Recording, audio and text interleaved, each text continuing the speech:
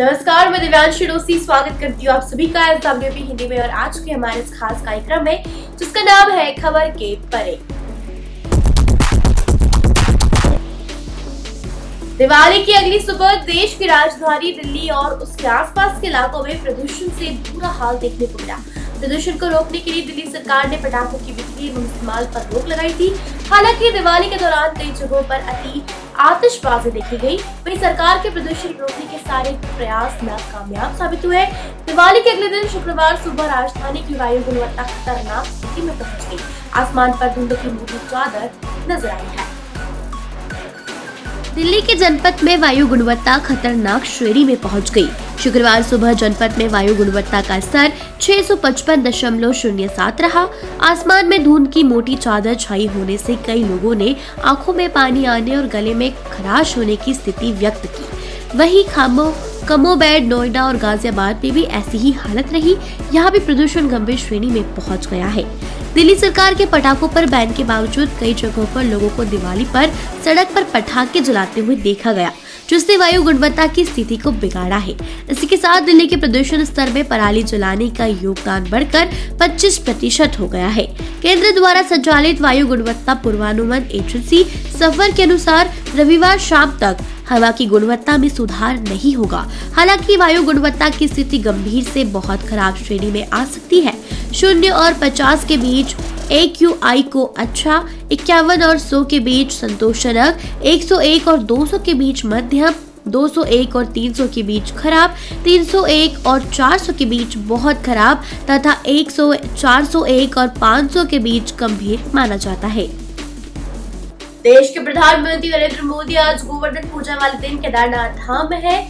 वहीं उन्होंने उनकी मन में श्री केदारनाथ धाम के प्रति अपार श्रद्धा और आस्था है। प्रधानमंत्री बनने से पहले वे केदारनाथ धाम की यात्रा पर आते रहे हैं। प्रधानमंत्री बनने के बाद अपने पहले कार्यकाल में वे 6 बार केदारनाथ धाम की यात्रा कर चुके हैं। कहते हैं जो कर्म योगी शिव का तप करते हैं उसका परिणाम भी उनके कार्यों में नजर आता है। पीएम नरेंद्र मोदी की शिव पर आस्था काशी के विश्वनाथ से लेकर बाबा केदारनाथ तक शिव धामों के कायाकल्प में भी नजर आती है। करीब 8 साल पहले केदारनाथ धाम में एक भयानक त्रासदी आई थी।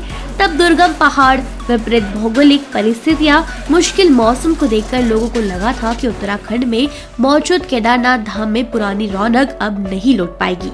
लेकिन शिव भक्त से मिलने वाली संकल्प शक्ति ने एक स्वप्न को सत्य करके दिखा दिया।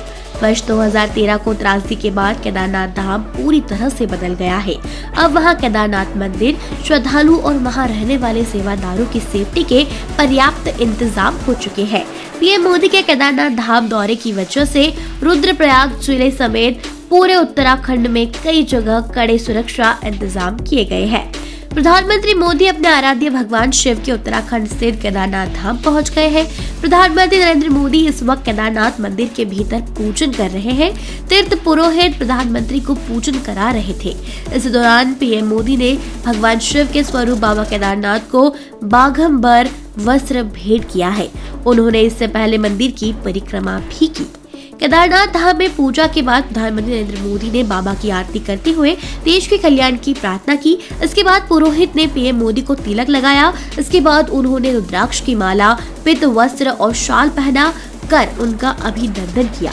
मंदिर में पूजन करने के बाद पीएम मोदी ने भगवान शिव के स्वरूप का स्पर्श करते हुए शीश नवाया और इस तरह अपने आराध्य का आशीर्वाद लिया। केदारनाथ मंदिर में पीएम मोदी ने विधि विधान से पूजन के समय बाबा केदार का रुद्राभिषेक भी किया। मंदिर में पूजन के बाद अब वे मंदिर से बाहर निकल गए हैं। पीएम मोदी ने मंदिर में पूजन के बाद आदि शंकराचार्य की प्रतिमा का अनावरण किया। उसके बाद पीएम मोदी उस प्रतिमा के सामने ध्यान मुद्रा में बैठ गए। पीएम मोदी ने अपनी पूजा पाठ के बाद तीर्थ पुरोहित से भी मुलाकात की। केदारनाथ में कुछ देर में पीएम मोदी का संबोधन शुरू हुआ।